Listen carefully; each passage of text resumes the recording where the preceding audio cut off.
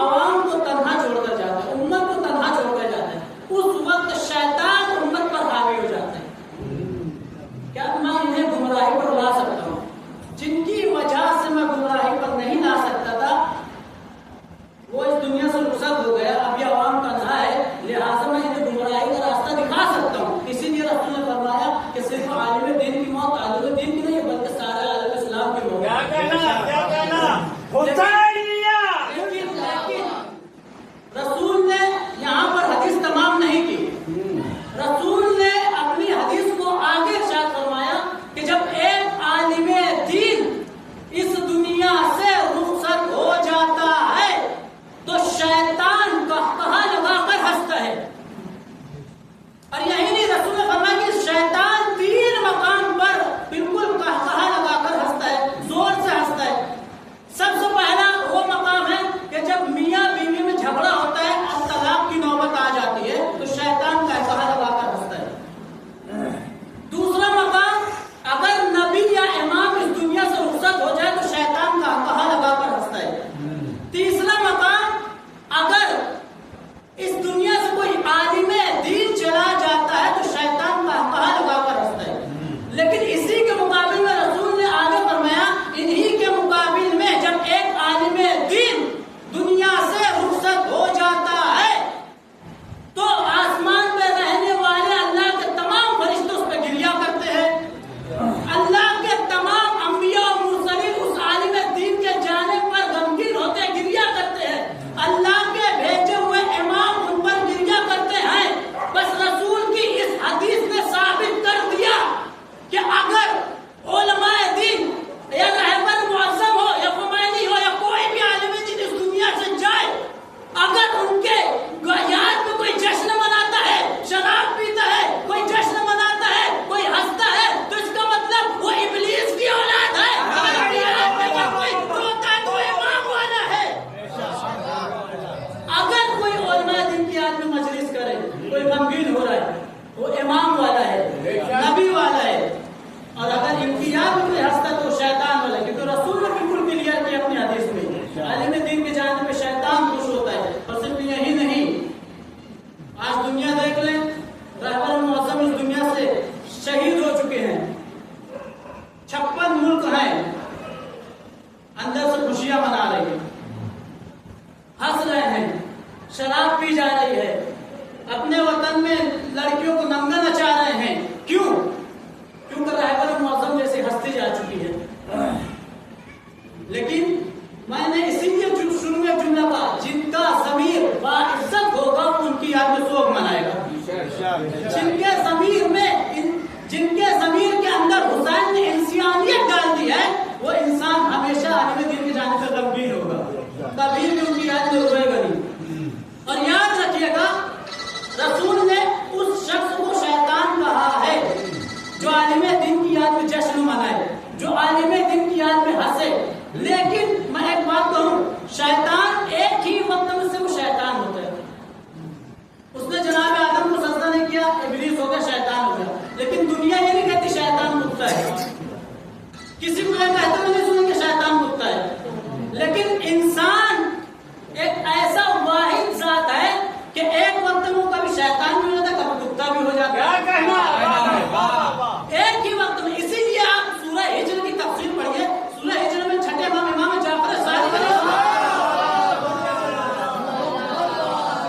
इरशाद फरमाते हैं कि बाज़ इंसान से अच्छा इब्लीस है, बाज़ इंसान से अच्छा शैतान है। जब इमाम से पूछा गया कि आए वक्त के इमाम है फरजंद रसूल, आप शैतान को अच्छा क्यों कह रहे? कहा इसलिए कि शैतान एक वक्त में कम से कम शैतान ही रहता है, कुत्ता नहीं होता। लेकिन इंसान एक वक्त में कभी शैतान हो जाता है, कभी कुत्ता हो जाता है। तो आप कैसे कैसे कह सकते हैं? अब आप देख लीजिएगा, मैं एक मंजर पेश करता हूं कि जंगे खंदक कौन था? मौला कायनात के सामने अम्र बिन अब्दूद, जनाब सलमान फारसी कहने पर रसूलुल्लाह ने खंदक खोद दी थी। लेकिन अम्र बिन अब्दूद वो वाहिद साथ था जो घोड़े को छलांग लगाकर इस पार आ गया था। जब इस पार आया ना, उसने सबसे पहले अम्र बिन अब्दूद ने सबसे पहले अपने नेज़े से रसूल के खैमे में उसने नेज़े से मारा, जिसकी वजह से रसूल का खैमा जो है हट गया। जब रसूल खैमा जो है एक हिसाब से हट गया, खैमा उस वक्त पर्दे का हुआ करता था। अब क्योंकि सारे लोग अम्र बिन अब्दूद के हैबत से डर रहे थे कि जो खंदक छलांग मार के आ सकता है वो कुछ भी कर सकता है, तो रसूल ने एक जुमला कहा, कौन वाह वाह। गौर करिएगा, रसूल ने क्या कहा? कौन है जो इस कुत्ते के मुकाबिल में जाएगा? फौरन सलमान फारसी ने पूछ लिया, या रसूल अल्लाह, आपको मैंने कभी भी कुत्ता कहते हुए नहीं सुना, लेकिन आज आप अमर बिन अब्दुल को कुत्ता कह रहे हैं। रसूल ने एक जुमला कहा, इसलिए कि इसने मेरे घर पर हमला किया है। यहाँ रसूल ने खैमे का लफ्ज इस्तेमाल नहीं किया, घर का लफ्ज इस्तेमाल किया। रसूल ने क्या कहा? याद रखना सलमान, जो नबी और इमाम के घर पर हमला करे वो कुत्ता होता है। रसूल ने क्या कहा? जो नबी या इमाम के घर पर हमला करे वो कुत्ता होता है। लिहाजा रसूल ने ये बात साबित कर दी थी।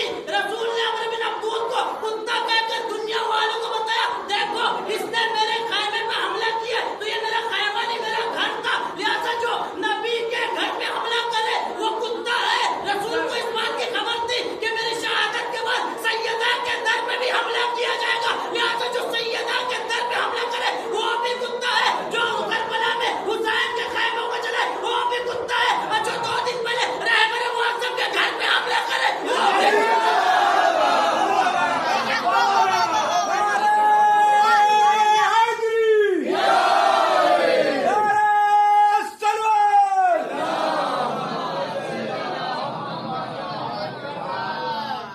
एक ही वक्त में रसूल की हदीस के मुताबिक एक ही वक्त में, चाहे अमेरिका हो चाहे इसराइल हो, शैतान भी है कुत्ता भी है। बेशक, क्या कहना है? जो भी रसूल या औलाद रसूल के घर पर हमला करे वो शैतान भी है, कुत्ता भी है, कुत्ता भी है। अब रसूल मौला कायनात से कहने लगे, अली जाओ अमर बिन अब्दुल के मुकाबले में जाओ, आप कोई भी जंग उठाकर पढ़ लें। हमें तो बस मुख्तसर से जंग याद है, जंग खैबर, जंग बदर, जंग हुनैन, जंग सिफ़ीन। मौला कायनात ने बहुत सारी जंगें लड़ी है, रिवायत मुताबिक 118 जंगें लड़ी है अपने बलबूते पर। लेकिन आप जितने भी जंग है मौला कायनात की उठा के पढ़ ले। एक तरफ आप मौला कायनात की जंग पढ़े, एक तरफ आप रहबर मुअज्जम की जिंदगी पढ़े। क्या कहना? जो मौला कायनात की जिंदगी में जुमले मिलेंगे वही रहबर मुअज्जम की जिंदगी में जुमले मिलेंगे। इधर रसूल ने कहा है अली जाओ अमर बिन अब्दुल के मुकाबिल में, तो बाज़ असहाब क्या कहने लगे? मैं यहाँ ऊपर एक जुमला कहूँ, मौला कायनात की जितनी भी जंगें आप उठा के पढ़े, मौला कायनात किसी भी जंग में जरा नहीं पहनते थे। लोग लोहे की जरा पहनते थे, इसलिए कि कोई तीर आए तो बच सके। पीछे भी पहनते थे, आगे भी, लेकिन मौला कायनात पीछे से कभी भी जरा को नहीं पहना।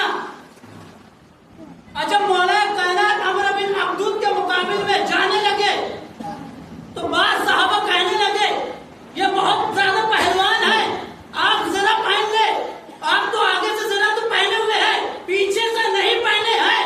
लिहाजा अमर बिन अब्दुल आपको पीछे से वार कर सकता है। तो मौला कायनात ने सिर्फ एक जुमला कहा, किसी माँ के बतन ने ऐसा बच्चा पैदा किया ही नहीं जो मुझे पीछे से वार करे। किसी माँ के लाल, किसी माँ के बतन ने ऐसा बच्चा पैदा किया नहीं जो अली के पीछे से वार करे। यही जुमला रहबर का था। जब रहबर खुले आम घूमते थे तो लोग कहते थे बंकर में चले जाए, वरना इस्राइल का मिसाइल कभी भी आके लग सकता है। तो रहबर ने एक जुमला कहा, अभी इस्राइल ने ऐसा मिसाइल बनाया नहीं जो काम नहीं को।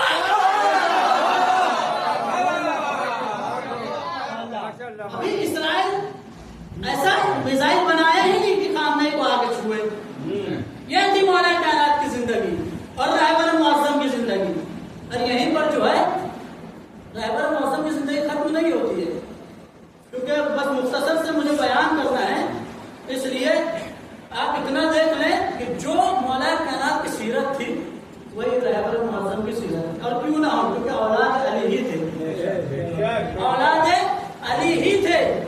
लिहाजा मौला कायनात जंग खैबर का एक मंजर पेश करता हूँ। जंग खैबर में जब मौला कायनात जाने लगे इनके मुकाबले में, जंग खैबर में कौन था? मरहब, हारिस, अंतर। सिकंदर, तीनों भाई थे। मरहब इतना ज्यादा पहलवान, अपने सर पे पत्थर भी बांधता था। कहते हैं वो जो पत्थर बांधता था उसे 50 किलो का हुआ करता था। आज का कोई जमाने में ऐसा इंसान है जो 50 किलो का पत्थर अपने सर पे रख ले। जब मौलाए कायनात मरहब के मुकाबिल में जाने लगे, तब भी असहाब ने कहा यह मरहब बहुत खतरनाक है, ये मरहब बहुत खतरनाक है, इसके मुकाबले में ना जाए। जबकि मरहब से मरहब की मां ने भी कहा था जब भी हैदर नामी शख्स आ जाए तो उसका मुकाबला ना करना, तो भले ही बहादुर हो, सूरमा हो, लेकिन हैदर नामी मुकाबले में कभी ना जाना। शैतान ने बहकाया, तेरी मां ने किसी और हैदर का नाम कहा था। अब ये आ गया मैदान में, तो अब बास असहाब जो खैबर फतेह नहीं कर पाए थे, 39 दिन तक लेकर जाते थे, झंडा लेकर आते थे, झंडा। ऐसे असहाब कहने लगे अली इनके मुकाबिल में ना जाओ, इसलिए कि मरहब सबसे ज्यादा ताकतवर है। क्या कहने लगा? मरहब सबसे ज्यादा ताकतवर है। आज के जमाने में इस ताकतवर का हम तर्जुमा करें तो आज के जमाने में सुपर पावर का मरहब अपने वक्त का सुपर पावर है, इसके मुकाबिल में ना जाओ। तो अली ने एक जुमला कहा कि अल्लाह के होते हुए कोई सुपर पावर नहीं, अल्लाह के होते हुए कोई सुपर पावर नहीं हो सकता। अरे यही तो वजह थी कि जब रहबर मुअज़्ज़म खुलेआम जुमा की नमाज पढ़ाने जाने लगे तो लोग यही कहने लगे अरे वो अमेरिका सुपर पावर है, आप खुले में नमाज ना पढ़े। तो रहबर ने सिर्फ एक जुमला का, सुपर पावर सिर्फ खुदा है, अमेरिका नहीं है। सुपर पावर सिर्फ खुदावंद आलम है, अमेरिका। यहीं पर जुमला तमाम नहीं हुआ। लोग कहते रहे कि अमेरिका सुपर पावर है, रहबर क्या कहते रहे कि मेरा खुदा सुपर पावर है, लेकिन उसके बावजूद कहते रहे, आखिरी वक्त तक कहते रहे आप पर हमला हो सकता है। अमेरिका एक वक्त में एक ही सुपर पावर होता है, अमेरिका सुपर पावर है। रहबर ने पलट कर यही जवाब दिया। मौला कायनात ने जो जंगे खंदक में अमर बिन अब्दूद को कहा था, क्या कहा था? जब मौला कायनात अमर बिन अब्दूद के मुकाबले में जाने लगे तो लोगों ने कहा इसके मुकाबले में जो ना जाओ। तो मौला कायनात ने कहा क्यों ना जाऊं? इसलिए कि ये अमर बिन अब्दूद मेरे नजर में दुनिया की मिसाल है। ये अमर बिन अब्दूद मेरी नजर में दुनिया जैसा है। लोगों ने पूछा मौला आप अमर बिन अब्दूद को दुनिया क्यों कर रहे हैं? तो मौला ने कहा दुनिया मेरी नजर में ऐसे है जैसे बकरी के नाक से निकलता हुआ पानी। दुनिया मेरी नजर में ऐसे है जैसे बकरी के नाक से निकलता हुआ पानी। ये अमर बिन अब्दूद मेरे लिए ऐसा है जैसा बकरी के नाक से निकलता हुआ पानी। जब रहबर से आखिरी वक्त में कहा गया कि ना जाओ इसलिए कि अमेरिका सुपर पावर है, तो एक जुमला पलट कर रहबर ने कहा अरे तुम्हारे लिए सुपर पावर होगा, मेरे लिए तो मकड़ी के घर से ज्यादा कमजोर है।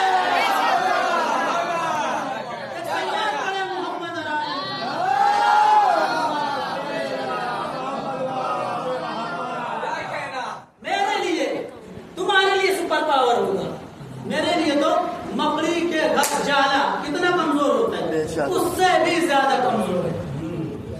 और बहुत सारे फजाइल है जो मैं किसी और मजलिस में बयान करूंगा, लेकिन क्योंकि कुछ फजाइल बयान करना मैं मुनासिब समझा इसलिए बयान के, बाकी के 10वें 20वें मजलिस उसमें बयान करूंगा इंशाअल्लाह।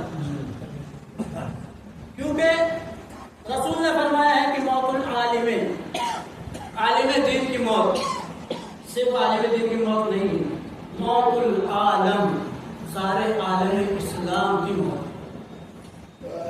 आप रहबर की आखिरी के 2 साल की जिंदगी उठाकर पड़े